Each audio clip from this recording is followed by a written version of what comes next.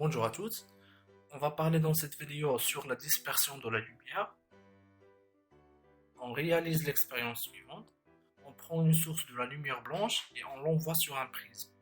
Ce faisceau va pénétrer dans le prisme et à la sortie, on va observer une séparation en fonction de la couleur. On trouve les couleurs suivantes: violet, bleu, vert, jaune, orange, rouge. Ces décompositions-là, on appelle la dispersion. La figure obtenue, c'est le spectre de la lumière blanche, et on dit que la lumière blanche est une lumière polychromatique, c'est-à-dire une lumière constituée d'ondes qui ont différentes longueurs d'onde. Maintenant, qu'est-ce qui se passe si, à la place d'envoyer une lumière blanche, on envoie une lumière monochromatique? Par exemple, un laser. Donc, on refait la même expérience, on envoie un laser rouge sur le prisme.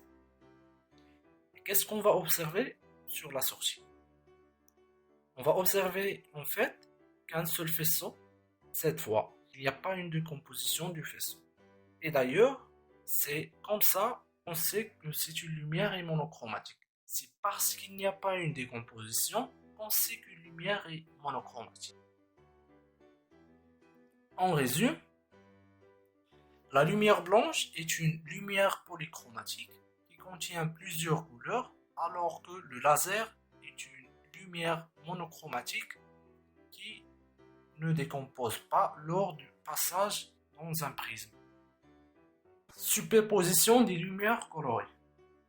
Projectons trois faisceaux de lumière colorée sur un écran blanc.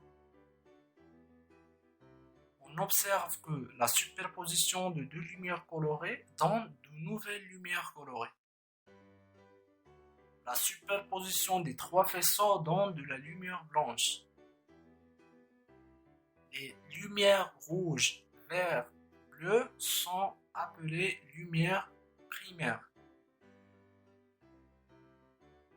Et les autres lumières colorées sont appelées lumières secondaires.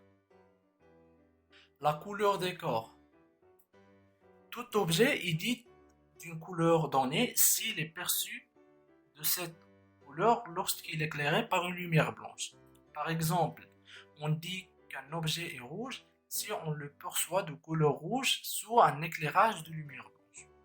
Un objet coloré diffuse une lumière colorée correspondant à sa propre couleur et il absorbe toutes les autres couleurs.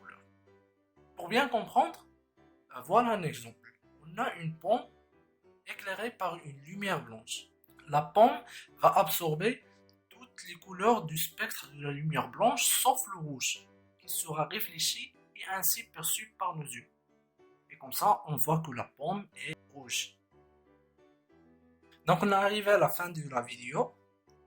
Merci pour votre attention.